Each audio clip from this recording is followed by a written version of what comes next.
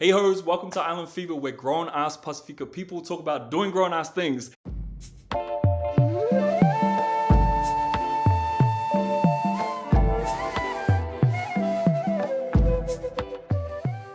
Today we have me, Krit, and a special guest, Brooke, who is an award-winning film, TV critic, journalist, editor, author, screenwriter, all those things. How you doing, Brooke? Hey, Krit, thank you for having me. I'm Yeah. excited. Of course, of course. Now, it was only right that I invited Brooke to come along for this episode because she probably holds the record. Maybe she's seen it more than Ryan Coogler himself. I don't know, but she's been to the movie since I last counted 7 times. Have you seen it again since we last went I to it? have not seen it again since we saw it last. So, yes, we're at 7. Okay, we're at 7. But they're bringing it back in IMAX 70 millimeter starting May 15th. So, I do plan to go again. I know Brooke basically told me I was basic because I said I wanted to go see it at the Grove, and she was like, "Oh yeah, if you don't have a preference for like format, then you should be fine." And I was like, I was only saying that it's sold out in IMAX 70 millimeter. But yeah, if you just want to see it, you can see it anywhere. yeah, if you don't have standards, you can see it anywhere. You'll be fine.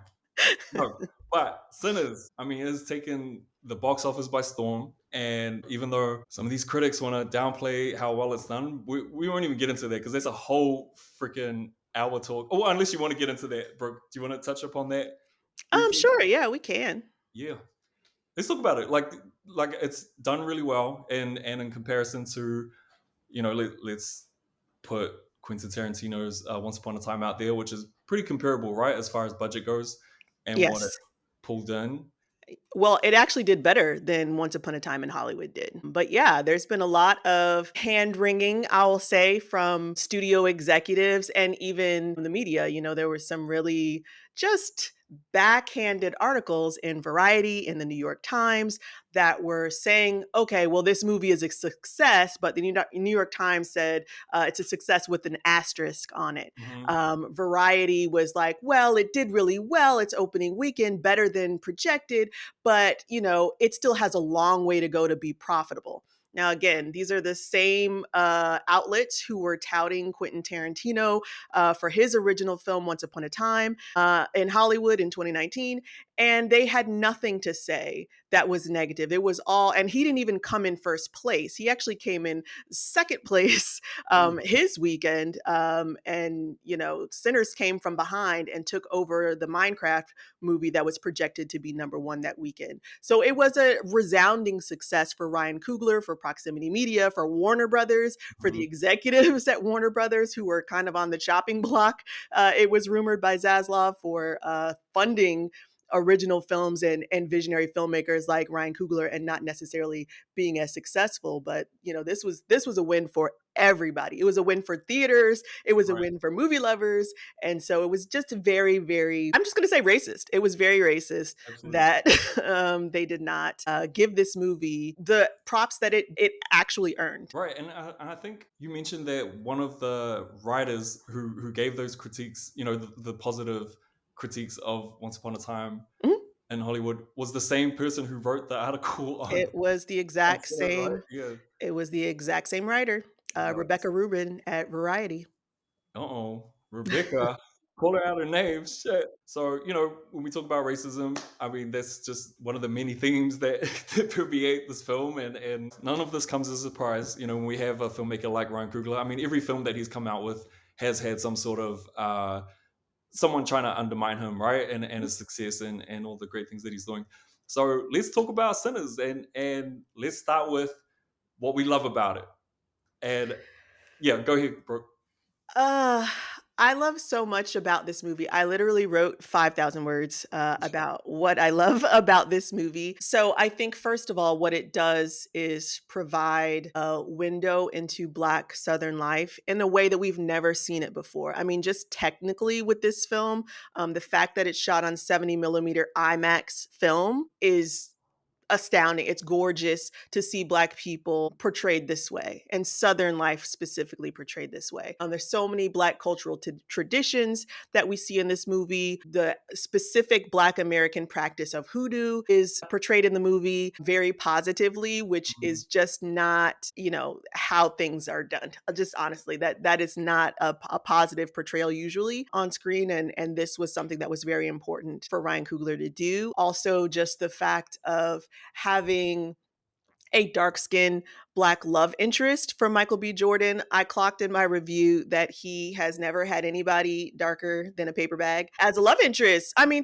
going way back to when I was my first time being introduced to him on All My Children as a huge soap fan when I was a kid. So, yeah, it was really beautiful to see that love story.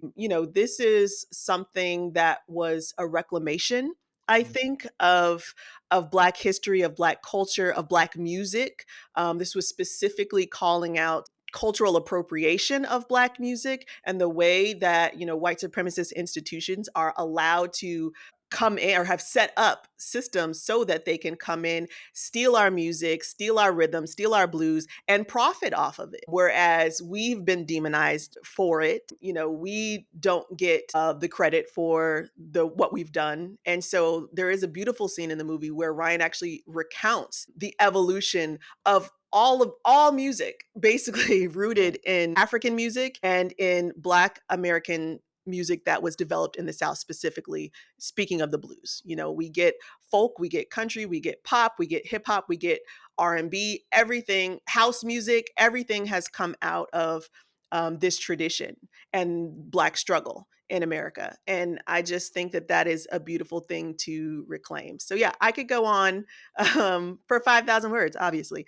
about how much I love this movie and all of the beautiful things in it. Yeah, you even see like one of the beautiful moments that I really liked was you literally see the origin of, well, not the origin of blues, but you see how it comes about, right? Like how it's inspired and how it's evoked out of that struggle, when, oh my gosh, Delroy Lindo. yeah, yeah, yeah, when he's talking about someone being lynched, and a loved one being lynched, and he's in pain, he's in anguish, and he's humming along to it, and then that becomes the beat, and then he starts singing along to it, and it's just like moments like that. It's like, yeah, you don't get to see that, right? It's the education as well, Mhm. because you have Sammy, who's, the young pup of the group, and this is his first time. This is his first outing with his big cousins, as an adult, as somebody who's finally old enough to hang out with them and to meet his, hero Delta Slim, who he's so inspired by. And so, that's why when Delroy Lindo's character Delta Slim is like, oh, he doesn't know anything about the blues, he's too young. So then he's educating him. Mm. He's telling the story about what happened to his friend Rice, and then he starts wailing in pain. He starts beating on the car, and he starts making music. And then Michael B. Jordan as Stack turns around to Sammy and says, "You got that guitar in your hand. Like this is what we're doing. Pick that guitar up and Mhm. like get with the." So there's a lot of educating young people in this movie between Stack and Delroy's Delta Slim, and educating Sammy, and then Michael B. Jordan Smoke educating the young girl about negotiation. Oh, that was one of my favorite scenes, especially because when I think of Michael B. Jordan, I think of him way back in like the days of The Wire and him just Mhm. being a child actor, and I'm like, how just nice is it to watch him, like, you can imagine what they're like on set, right? Like, I'm pretty sure he would have been like really taking her under his arm and stuff, and I just thought that was like a beautiful thing to witness, both him with the young girl, and then also him with Sammy. I thought all those scenes just felt very reminiscent of, it reminded me of him as a child actor, and how he's been in this game for a long time, right? Absolutely. And a long time for him to finally have a dark skin. Like, Listen, let's talk about it, Michael. Like, I'm saying it in love so we can address our patterns. This movie is about healing trauma, like all right. facing trauma head on and healing it. Like, let's heal that. Let's just find out what's going on there.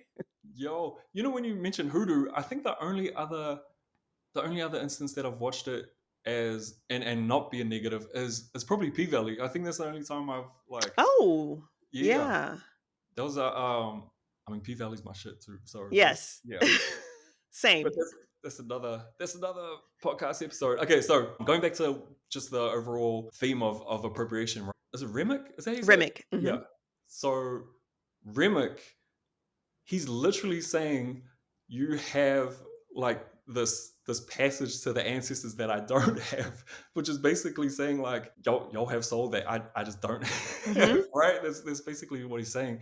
And so he's trying to steal that, and that is so true of just the state of music. Well, so people are like, why didn't Remick start with the Irish jig, the Rocky Road to Dublin, that where everybody was like, oh, okay, maybe that would have tempted me to go outside. Like, why did you start with Pick Old Robin Clean? Like, it's because he needed the black people to make that jam happen. Like, he Mm, needed that community of musically talented, a rhythm filled, soul filled black people to give him that so that he could make that, that song really pop off. And I felt like that was so smart of Ryan to put the order of those songs like that. You have this like slow, sweet country, or folk, Irish music that's happening. And then when the black people come in and there's clapping, there's a choir mhm. behind him basically singing. They're ad-libbing like they're singing gospel. And Yep. it does elevate the song and it does make it more lit. And Well, that's they're just like dancing, and yeah, they're putting their own little stank on it. Yep. that's what we do. Like that's what we do. And so I really appreciated that like actual manifestate. Like there's so many things where he's just like giving us a visual of what actually happens that maybe we can't articulate as well, but you can see it in that scene. Like, yes, that's what it is. Yep. One of my favorite scenes, and you heard me like going just nuts in my seat, was when you first see Smoke and Steak next to each other, and they pass the cigarette and everything. Because I didn't watch any trailers, I was very intentional about not watching any spoilers or anything like that. I was like just caught off guard, and I was just taken aback. That was so amazing. That was like cinematic magic right there, Yes. right? No, for real, because so they were talking. I watched the trailers, so I was prepared for him to be twins, but to really understand and see that breakdown of that scene, I watched a lot of the behind the scenes of that. They shot that 17 times, they said, and Michael B. Jordan actually wore like a halo on his head that would like track his movement, so that the camera would do the exact same camera movements when he would switch over to the other twin. So that's why it took them so long to get just the passing of the cigarette, right? Because the camera was literally like everybody had to stand in the exact same Mm. space and do the exact same thing over and over and over again so that it worked just like seamlessly. So yeah, there's a lot of just tech. This is a technical achievement. What Michael B. Jordan did playing twins, and that they're so distinct that you can Yeah. really tell. I mean, three people actually, because Stack turned. Oh, spoiler. Do we say spoiler in this? But with Stack being a vampire, that's a third version of this character because he is himself, but he's also got the hive mind of Remick, motivating him. So yeah, it really is. It's an achievement of craft and a technical achievement for sure. Well, let's talk about that. So again, another spoiler alert, but when Stack shows up at the end, right? And he made the promise not to go anywhere near Sammy.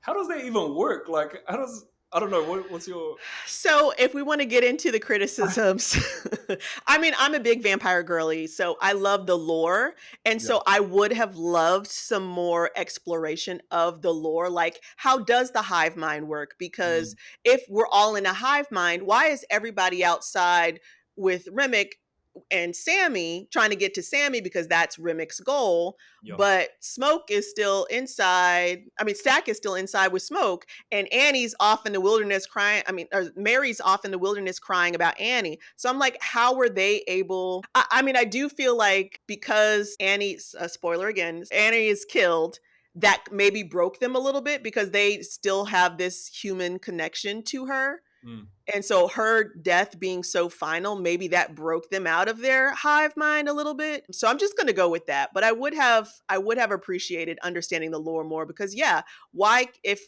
Remick is making them do all this, Bo couldn't break out of it. Bo's Mm. like, yeah, we're going to go kill our daughter. Invite me in. So if he couldn't break out of it for his daughter or his wife, like why can Stack be like, yes, my twin brother asked me really nicely, so I'm not gonna go kill this guy. Yeah, Like yeah. But again, at that point too, maybe Sammy, or maybe Remick's already dead, so then there is no Under lock, high. Yeah, under there's the right, desire maybe is not there.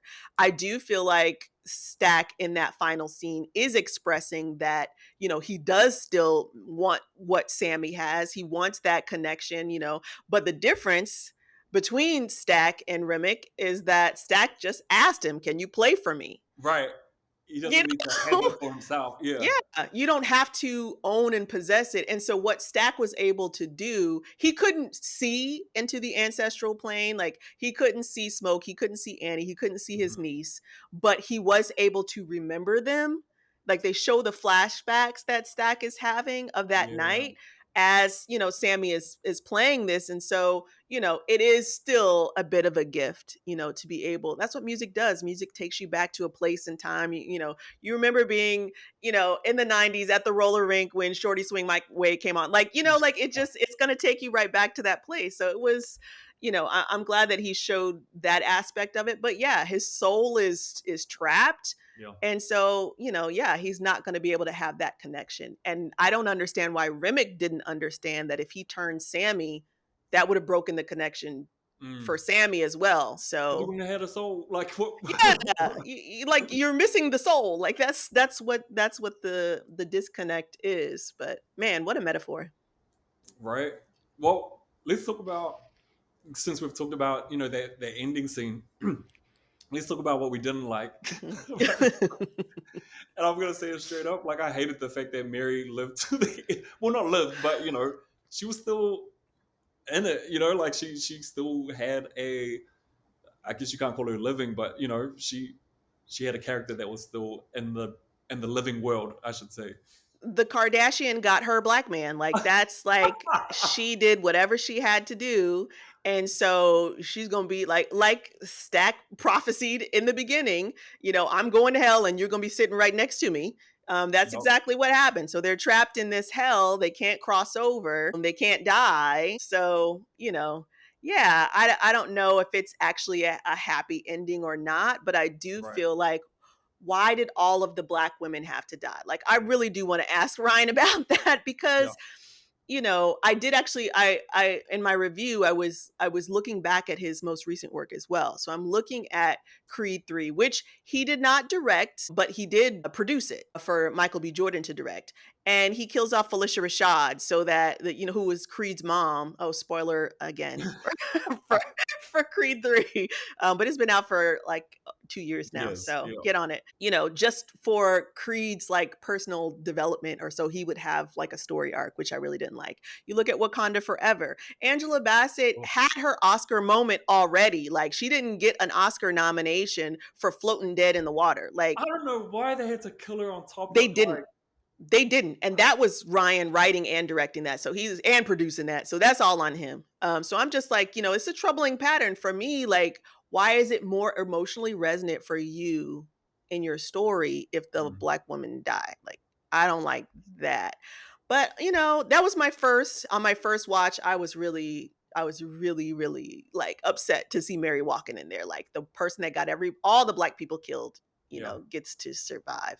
But now, upon my seventh review, I really do feel, as long as this is the final movie, Yeah. I feel peaceful about this. I do feel like I don't like what happened to Pearline. I do think she Mhm. deserves bigger than to be, to have her name on, Sammy's club, you know. Yeah. Nice, but her performance went off just as much as Sammy's did. Right. Like she could have been really like I hate this idea. Like it just feels very patriarchal to me that all of black culture and music and history and future is wrapped up in this black male package. Like Mm, Sammy is the representation for everybody. So when Delroy Lindo Delta Slim is talking directly to Remick, like, no, you can't have him. yeah. That's what they're saying. Like, no, you can't have our music. You can't have our culture. You can't have our history. You can't have our future. It's not like we're not letting that happen. Yeah. And so I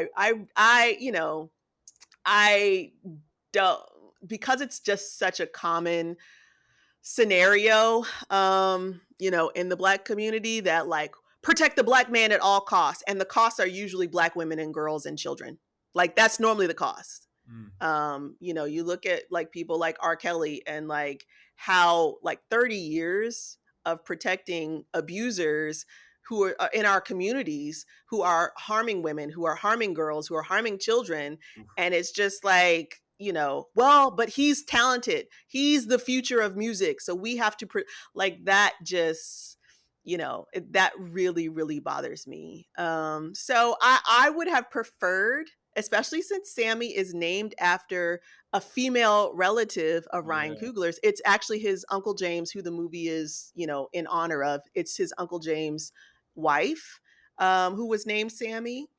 So his great aunt. So I'm like, yeah, it would have been really cool if she was a butch lesbian. Because the other problem is there's no queer people in the Right. movie. And that makes no sense to me. This is a story about the origins of blues music. And like, Ma Rainey, Big Mama Thornton, Bessie Smith, like these are pillars. The mother of blues. Like they were queer, they Mhm. were masculine, they were openly lesbian. Like openly in relationships with women.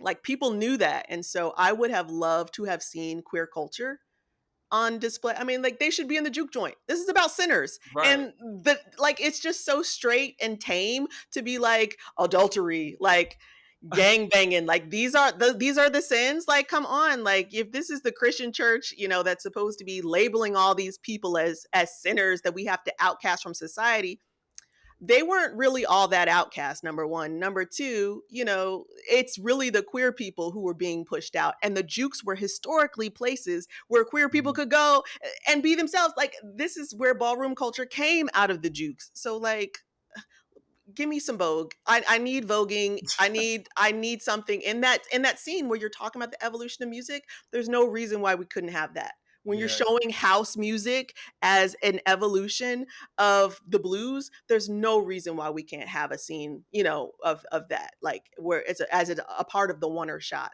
It should have been in there. You should have had queer people kissing in the corner. Like I don't care if you can have Stack and Mary sneaking off, and you can have Pearline and Sammy sneaking off. You can show a same sex couple in the corner. Like it would not have been that hard to me.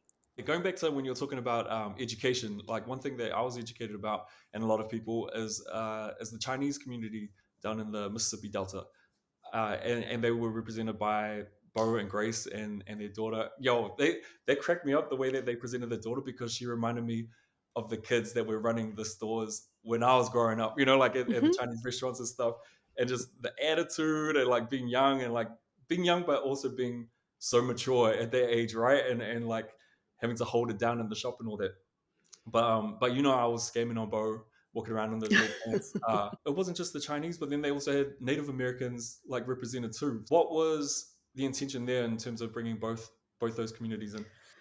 So I think Ryan just did his homework. So what he's been sharing is that his wife Zinzi, who's his business partner and producer on this film as well, her father is from Mississippi and has both Black and Chinese Mississippi ancestry. So Mhm. that's what sparked the interest, because that was not something that they knew, that they had any Chinese in ancestry. So he's doing this research, and yeah, there's actually quite a few documentaries on Chinese people in the Mississippi Delta, and the fact that because of anti Blackness, Chinese people were able to come in between and Mm. work both sides of the street. So you see Grace runs the shop on the white side of the street, and Bo runs the shop on the Black side of the street, and they can walk in between. And that was strictly because, for one, after slavery, they needed labor that was cheap, and so they brought in a lot of Chinese immigrants, but then Chinese immigrants were not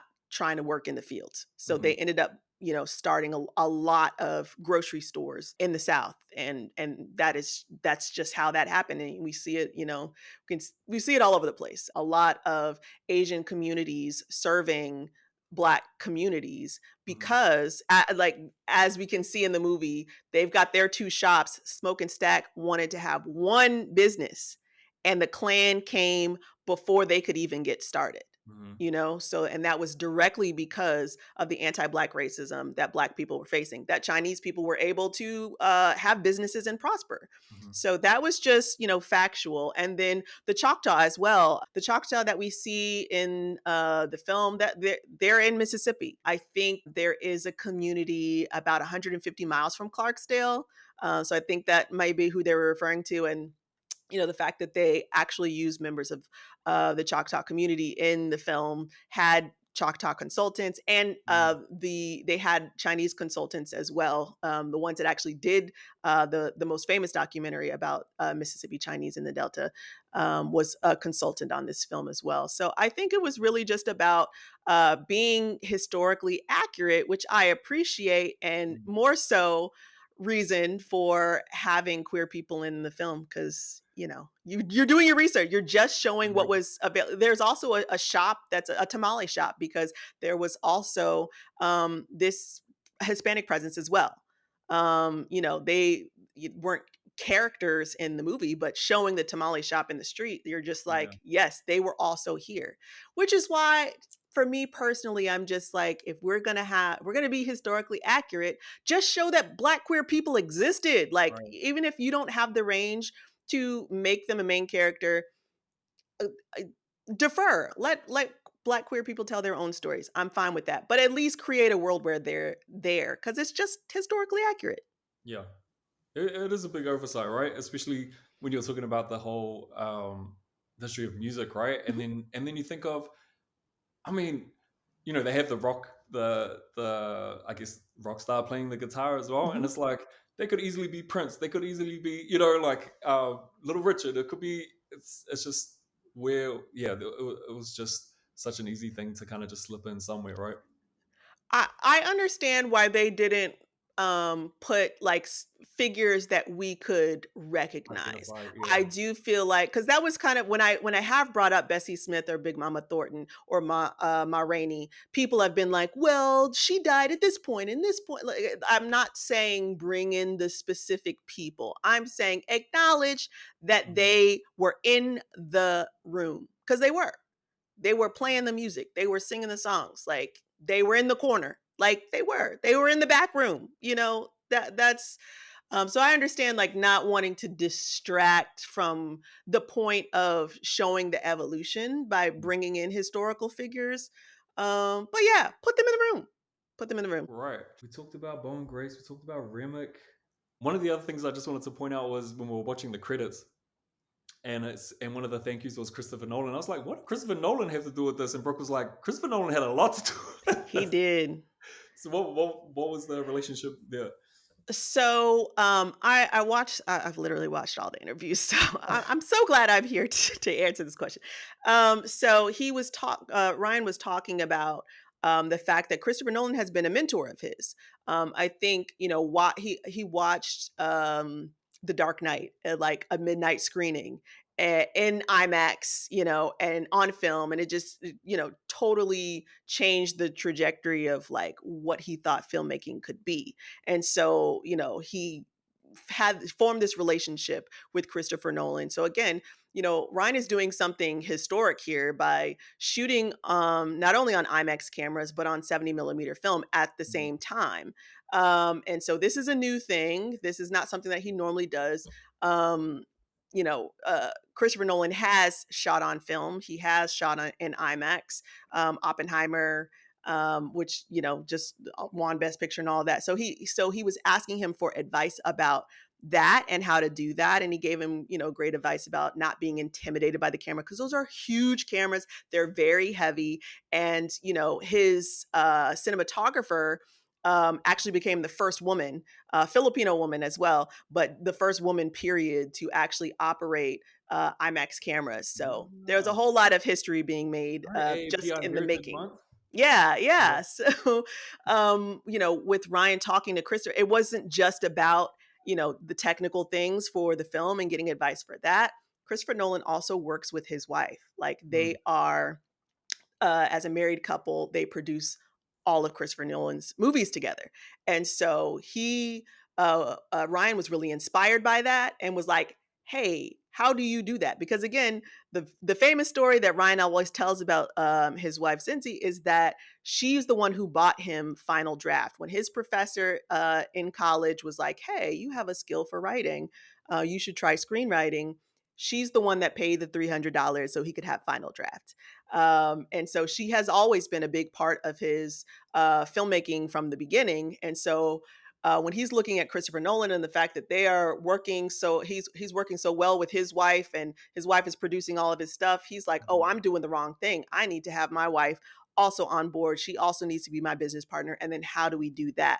So Christopher Nolan was really instrumental. Ryan has been saying as far as helping him form that business partnership with his Mm, wife, and to make all the movies that they've made together. So I think Proximity Media started in 2018 after Black Panther. yep. So, all the movies that they have done, TV shows, documentaries, they've been doing together as a partnership. And, the fruit is apparent. So speaking of which, as the fruit of their labor, do you think, given the success of Sinners, that there's likely to be a sequel? And do you want to see a sequel? I think I already know the answer to the second question, but let's start with the first one.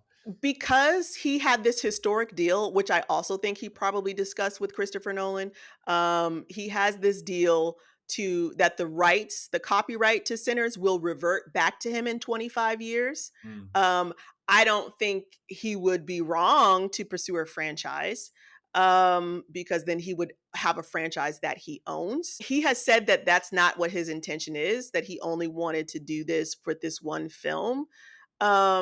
So I didn't know that before I wrote my review, because that actually did play a part in why I was like upset about Mary surviving. Because right. if Mary and Stack are the two sole survivors, then we're going to have a franchise of Mary and Stack. Absolutely not. I'm not doing it. I'm not doing it. I'm not doing it. Like, it's just not going to happen. I do think if Ryan had, made it so that, you know, Sammy's playing, since it brought the ancestors back to like chill Mm, and be joyful, bring the ancestors back to fight these demons. Like, I think that would have been really cool. I think the symbolism of him killing the vampire or stalling the vampire significantly and damaging all the other vampires by with the guitar was great. But like, if the ancestors had come back, if the Choctaw had come back, because they were severely outnumbered, like there's really no reason why the vampire shouldn't have ate right. everybody. Like, just And street technically, wise as well, right? Like yeah. they're superhuman, so it's like, how did that Which the happen? we've got to. I would love to know a little bit more about the lore that he was creating with these vampires, because I was confused as to why they're just not. And there were some people when Grace let everybody in, Oh god, yeah. that were not in the original scene. I'm like, who's that guy that just got killed? Who's that guy that just got killed? Like, they Well, weren't that's there. what I was wondering too. Were they just locals? I don't know where they came out Well, of, but they like, weren't in the circle. That's why I was just like, I didn't see them in the circle anywhere. There's also very tight shots in the circle. mhm, So maybe there were other people in the circle and we just don't see them because the camera is not spanning the whole circle. But I was just like, I've never seen these people before. They just getting ate up, and they're just extras here. But so yes, if it's a sequel with Mary and Stack, I'm gonna stay home. I'm gonna say that.